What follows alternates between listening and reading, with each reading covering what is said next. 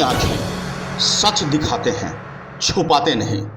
भले ही भाजपा जीत की खुशियां मना रहे हों, भले ही आम आदमी पार्टी जीत की खुशियां मना रहे हों, भले ही कांग्रेस जिन राज्यों में अपनी सरकार चला रहे हैं वह सुशासन की बात करते हों, भले ही कोई भी पार्टी हो, कोई भी दल हो, कोई भी सरकार हो, भले ही अपने सुशासन की बात करते हों, लेकिन आज भी लोग कर्ज तले दब रहे हैं, मर रहे हैं।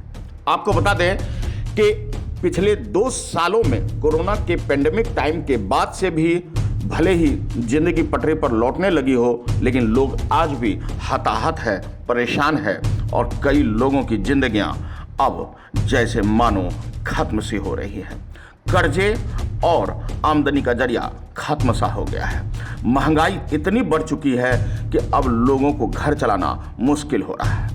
आपको बता दें, बिहार के आरा में रिटायर्ड सूबेदार के बेटे ने अपनी मां को पहले घर बुलाया और फिर मां के सामने ही कहा कि मां, मैं मरने जा रहा।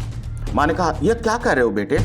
लेकिन उसने कहा, 20 लाख का कर्ज है, बहुत परेशान हूं, अब सहा नहीं जा रहा, लोगों के ताने बर्दाश्त नहीं हो रहे हैं, मांगने वाले कम नहीं हो रहे हैं, अब जीने की इच्छा खत्म हो गई है। और उन्होंने फिर अपने सिर में गोली मार दिया। मां ने बताया कि रात को उसने कमरे में बुलाया, कहा, मां, कर्जदारों ने मुझे फ़ोन किया था, उन्होंने कहा कि अगर कर्ज नहीं दिए तो मैं घर पर आऊँगा, अच्छा नहीं होगा।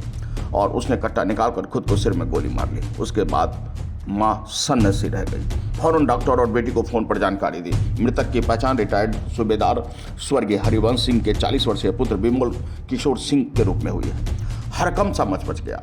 आसपास के लोगों की भीड़ लग गई। अस्पताल लेकर गए, डॉक्टरों ने उनसे मृत घोषित कर दिया। पुलिस भी मौके पर पहुंची, सबको कब्जे में लेकर पोस्टमार्टम के लिए भेज दिया। पुलिस के अनुसार युवक ने खुद को गोली मार ली है। गोली की आवाज़ सुनकर परिजन आए और आसपास के लोग भी। आपको बता दें कि 20 लाख का कर्ज धीरे धीरे उनके ऊपर चढ़ा था। युवक बहन बबीता का कहना है कि उस पर 20 लाख रुपए का कर्ज हो गया था। कई लोगों से इसने छोटे बड़े कर्ज रूप में लिए थे। ज़्यादा कर्ज हो जाने के कारण गहने बेचकर उसने कर्ज चुकाने की कोशिश भी की। 12 लाख रुपए भी दिए थे। इसके बावजूद भी वह कहता था कि कर्ज अधिक है और फिर उसने अंततः सुसाइड कर ली। 4 साल पहले पत्नी छोड़कर भी चली गई थी। मृतक की शादी 2007 में हुई थी। कामकाज ढंग से नहीं करने के कारण मृतक की पत्नी नीता सिंह अपने 8 वर्षीय पुत्र चिक्की को लेकर 4 वर्ष पहले अपने धमार मायके चली गई, जिसके बाद से वह और डिप्रेशन में रहने लगा। सुसाइड वाले रूम में कई तरह की दवाइयां भी थी। आखिरकार अंदर ही अंदर घुलता टूटता इंसान करता तो क्या करता। बता दें कि मां कलावती देवी, पत्नी निशा सिंह, एक पुत्र चिक्की अपने पीछे छोड़ गया है। मृतक के घर में कोहराम है।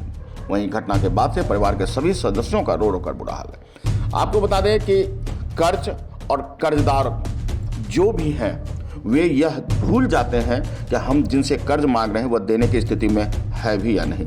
कर्ज देते समय ब्याज या किन्हीं अन्य कारणों से पहले दे देते हैं और बाद में वसूली का जो तरीका अपनाते हैं वह बेहद निंदनीय है। आपको बता दें कि कर्ज में दबकर सुसाइड करने वाला यह कोई पहला शख्स नहीं है।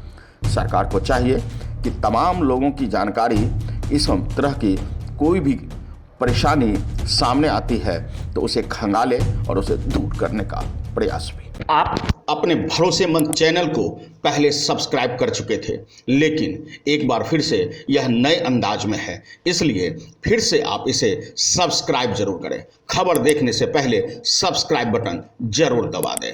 आपसे अनुरोध है यह।